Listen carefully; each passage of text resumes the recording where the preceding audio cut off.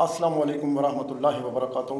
ناظرین، YouTube channel یار فرید کے ساتھ میں آپ کا ہوسٹ غلام فرید۔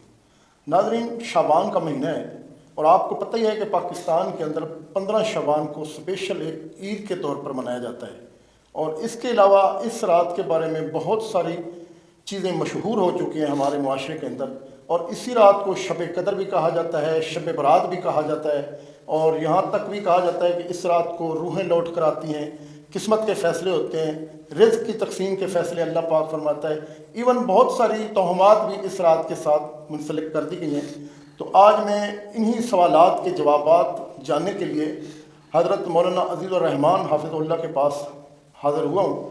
ان سے اسی رات کی فضیلت اور یہ جتنی بھی چیزیں ہیں جو معاشرے کے اندر مشہور ہیں، ان کے بارے میں حضرت سے جاننے کی کوشش کریں گے، جواب لیں گے کہ اس رات کی فضیلت کیا ہے اور جو چیزیں معاشرے کے اندر مشہور کی ہیں ان کی شرعی حیثیت کیا ہے۔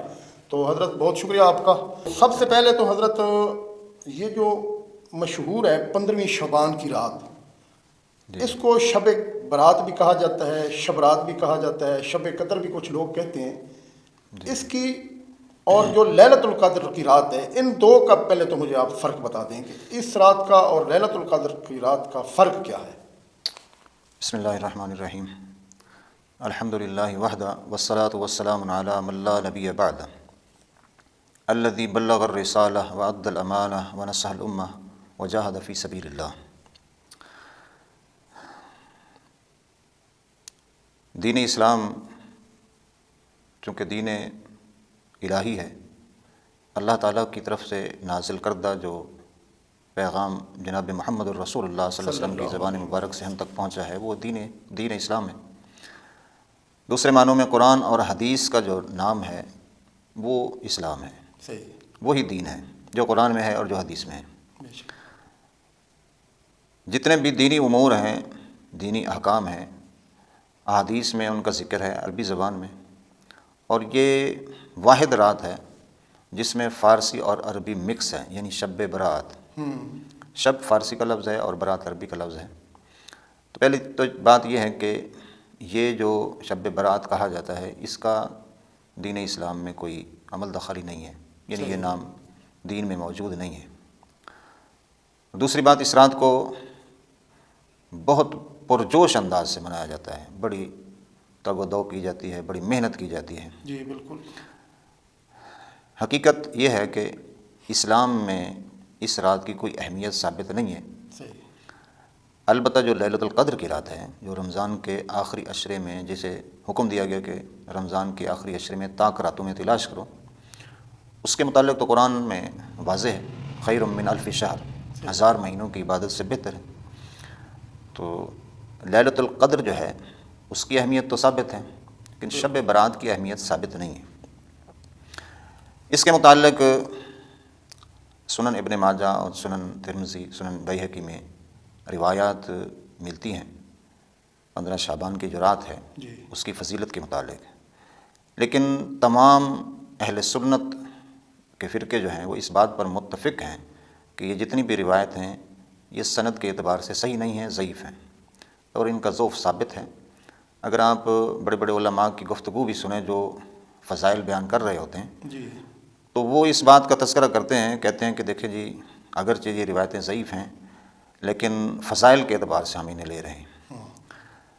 تو ایسا کوئی تصور دین اسلام میں نہیں ہے کہ ایک عمل نبی علیہ السلام سے ثابت نہ ہو اور اسے فضائل کے زمرے میں لے لیا جائے اور اس پر جو ہے نا عمل کیا جائے اور اس پر جو ہے نا اجر کی امید رکھی جائے، تو ایسا تو کہیں نہیں ہے۔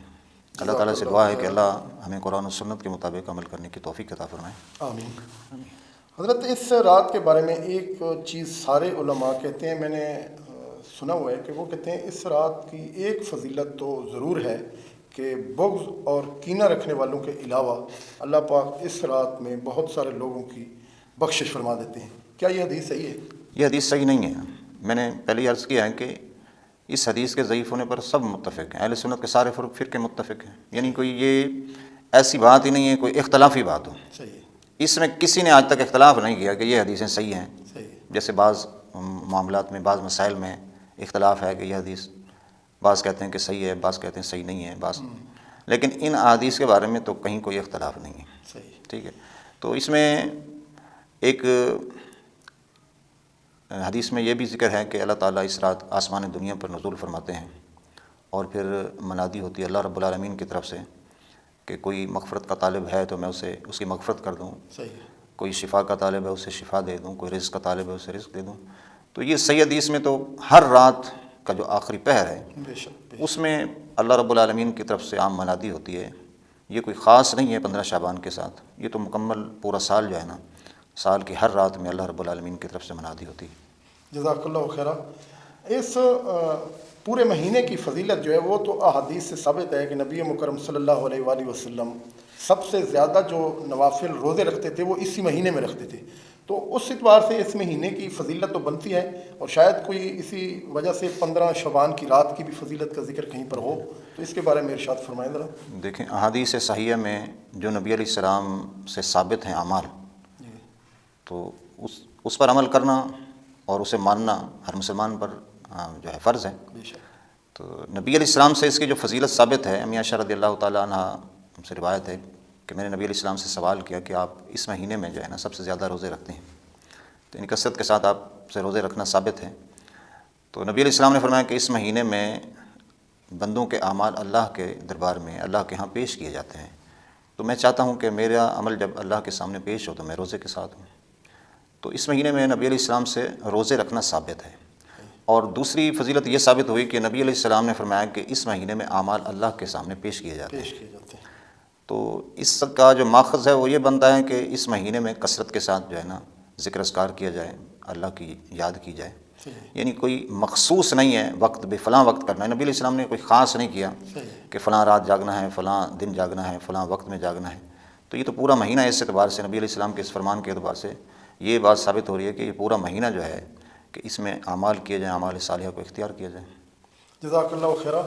ایک ہم بچپن سے دیکھتے آ رہے ہیں، بلکہ ہم خود کرتے بھی رہے ہیں ایسا اہتمام، کہ بچپن میں ہمارے گاؤں میں دیہاتوں میں اس رات کو اسپیشل پٹاخے چلائے جاتے تھے اور شمع بنا کے رات کو پوری رات جو ہے نا وہ چراغاں کیا جاتا تھا۔ اس کی کوئی ہے کہیں پہ کوئی؟ نبی علیہ السلام نے تو رسمیں آ کر ختم کی ہیں، بے شک۔ ٹھیک ہے، یہ دین رسموں کو ختم کرنے والا دین ہے، بلکہ رسمیں پیدا کرنے والا نہیں ہے۔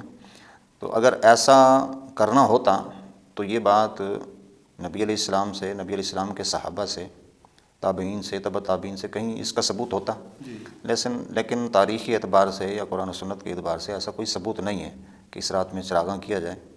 البتہ یہ ایسا ہو سکتا ہے کہ یہ نقل جو ہے نا لی گئی ہو، جو آگ کے پجاری ہیں پارسیوں سے، ان کی نقل کے طور پر شاید یہ لوگوں نے ایجاد کر لیا ہو اپنی طرف سے، تو اس کا تعلق جو ہے نا قرآن و سنت سے ثابت نہیں ہے۔ جزاک اللہ۔ کیونکہ ہم نے زندگی گاؤں میں گزاری ہے، تو وہ گاؤں کے جو مساجد کے امام ہوتے ہیں وہ خصوصی طور پر جو ہے نا وہ ہمیں بچپن میں بتایا کرتے تھے کہ جی اس رات کو کوئی شرینی بانٹی جائے، کوئی حلوے بانٹے جائیں، جس طرح کو میٹھی عید ہوتی ہے نا اسی طرح کا پورا وہ سماع ہوتا ہے۔ آج بھی ہوتا ہے، ہر گھر میں جو ہے نا وہ حلوے پک رہے ہیں، سیویاں پک رہی ہیں۔ اس کا بھی کوئی وجود نہیں ملتا کیا؟ نہیں، ایسا کوئی عمل ثابت نہیں ہے قرآن و سنت سے۔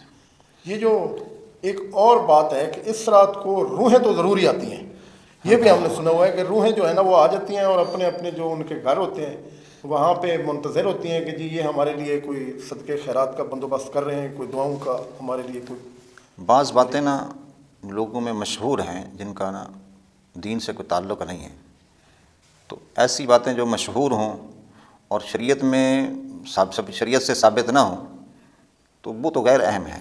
تو ایسا ہرگز نہیں ہے کہ روحیں جو ہے نا اس دنیا میں واپس آتی ہیں، کیونکہ جو نیک لوگوں کی روحیں ہیں وہ علیین میں ہیں اور جو برے لوگوں کی روحیں ہیں وہ سجین میں ہیں، بے شک۔ تو وہ اللہ کے پاس ہیں۔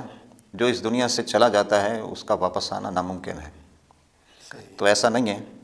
البتہ ایک فضیلت جو نبی علیہ السلام سے ثابت ہے، حضرت عمران بن حسین رضی اللہ تعالیٰ عنہ سے نبی علیہ السلام نے سوال کیا کہ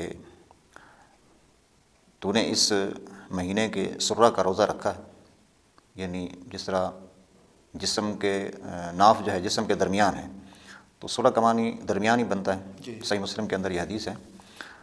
تو انہوں نے جواب دیا کہ میں نے نہیں رکھا، تو آپ نے فرمایا کہ پھر جب تو افطار کر لے، یعنی رمضان ختم ہو جائے تو اس کے بدلے میں 2 روزے رکھ لینا۔ یعنی نبی علیہ السلام نے ترغیب دلائی ہے 15 شعبان کے روزے کی، تو 15 شعبان کی رات جو ہے وہ الگ معاملہ ہے، اور 15 شعبان کا روزہ جو ہے وہ الگ معاملہ ہے. یعنی یہ دن کا عمل ہے جو کہ نبی علیہ السلام سے ثابت ہے. نبی علیہ السلام نے ترغیب دی ہے، بلکہ صحابی سے سوال کیا ہے، اور جواباً جب انہوں نے کہا کہ میں نے نہیں رکھا، تو آپ نے فرمایا کہ پھر جب رمضان ختم ہو تو 2 روزے رکھ لینا. تو شعبان کی رات کی جو ہے نا کوئی ایسی فضیلت ثابت قبرستان جانا، جی یہ بھی اسی رات کے ساتھ منسوب کی گئی ہے بات کہ بہت سارے لوگ میں دیکھتا ہوں کہ پوری رات جا کے قبرستان میں گزارتے ہیں، دعائیں کرتے ہیں، مغفرت کے طالب رہتے ہیں کہ جناب ہمارے جو آبا و اجداد ہیں ان کے لیے دعا کرنا. اور وہ یہ بات بتاتے ہیں کہ نبی مکرم صلی اللہ علیہ وآلہ وسلم بھی قبرستان میں گئے تھے. شاید وہ اسی رات کا حوالہ دیتے ہوں. اس کے بارے میں قبرستان تو عبرت کی جگہ ہے، وہاں جانا چاہیے عبرت حاصل کرنے کے لیے، اور مرنے والوں کی بخشش کے لیے دعا کرنا چاہتا ہے تو بندہ کر سکتا ہے. بے شک. تو نبی علیہ السلام کا قبرستان میں جانا تو ثابت ہے، لیکن اس رات بالخصوص اس رات میں جانا ثابت نہیں ہے. صحیح ہے. ٹھیک ہے.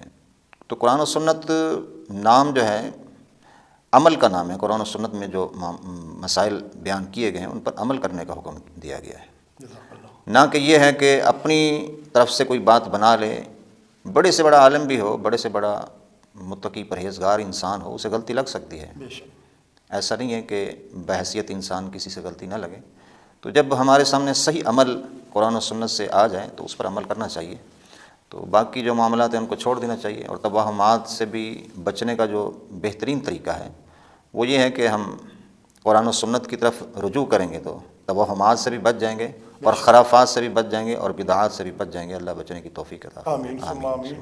اس رات کے حوالے سے عوام کے اندر جو خدشات ہیں، جو رسم و رواج پائے جاتے ہیں، ان کے حوالے سے آپ عوام الناس کے لیے کوئی ایک اسپیشل مختصر سا پیغام دینا چاہیں تو دے سکتے ہیں. اس رات کو کے متعلق جو بات مشہور کی گئی ہے وہ یہ ہے کہ اسے لیلہ مبارکہ سے تعبیر کیا گیا ہے، جبکہ سورہ دخان کی ابتدائی جو آیات ہیں ان میں اللہ تعالیٰ نے لیلہ مبارکہ کی بالکل وضاحت بیان فرما دی ہے. اعوذ باللہ من الشیطان الرجیم، بسم اللہ الرحمن الرحیم. حامیم والکتاب المبین انا انزلناہ فی لیلۃ مبارکہ انا کنا منذرین. یعنی قرآن مجید کو ہم نے لیلہ مبارکہ میں نازل کیا. اللہ تعالیٰ نے قرآن بھیجا ہے لوگوں کو ڈرانے کے لیے، اور لیلہ مبارکہ کی جو وضاحت ہے وہ سورۃ القدر میں موجود ہے، انا انزلناہ فی لیلۃ القدر. تو یہ جو 15 شعبان کو لیلہ مبارکہ سمجھا جاتا ہے، میری گزارش ہے کہ تحقیق کی جائے، سمجھ کر دین کو سمجھ کر اس پر عمل کرنا چاہیے. یہ لیلہ مبارکہ نہیں ہے. 15 شعبان کی رات جو ہے لیلہ مبارکہ نہیں ہے، اور نہ ہی اس رات میں قرآن مجید کا نزول ہوا ہے. اور جتنی بھی اس رات کے متعلق احادیث موجود ہیں ان کے ذوق پر اتفاق ہے. تو لیلۃ القدر کی طرف جو ہے نا اس کے لیے دعا بھی کی جائے، اللہ اس رات کو حاصل کرنے کی ہمیں توفیق عطا فرمائے. اس کی فضیلت ہے 1000 مہینوں کی عبادت سے بہتر ہے. تو میری تو یہی گزارش ہے کہ جب رمضان آتا ہے تو آخری عشرے میں لوگ زور شور سے جو ہے وہ خریداری میں، کپڑے بنانے میں اور عید کی تیاریوں میں مصروف ہوتے ہیں، کیونکہ لوگوں کے سامنے تو یہ شب برات ہے کہ اس رات انہوں نے جاگ لیا اور سارے گناہ بھی معاف کروا لیے، سب کچھ کروا لیا ہوتا ہے. بہرحال اللہ تعالیٰ سمجھ بھی عطا فرمائے، اللہ عمل کی توفیق عطا فرمائے. جزاک اللہ. سبحان اللہ. دیکھا آپ نے حضرت صاحب نے کتنی اچھی باتیں کی، خصوصاً یہ اس رات کے حوالے سے جو معاشرے کے اندر بہت ساری تہمات رسومات پائی جاتی ہیں ان کے حوالے سے حضرت کا کہنا ہے کہ ان کا کوئی وجود نہیں ہے شریعت کے اندر.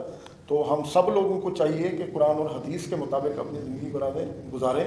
جو بھی احکامات اللہ کے اور نبی صلی اللہ علیہ وآلہ وسلم کے ہیں ان کو اپنی زندگی کے اندر لازمی کر لیں، اور اس طرح کی فضول قسم کی رسومات کے اندر اپنے آپ کو پھنسا کے اپنے عقیدے، اپنا مال، اپنا وقت ضائع نہ کریں. اللہ تعالیٰ ہم سب کا حامی و ناصر ہو. السلام علیکم ورحمۃ اللہ وبرکاتہ.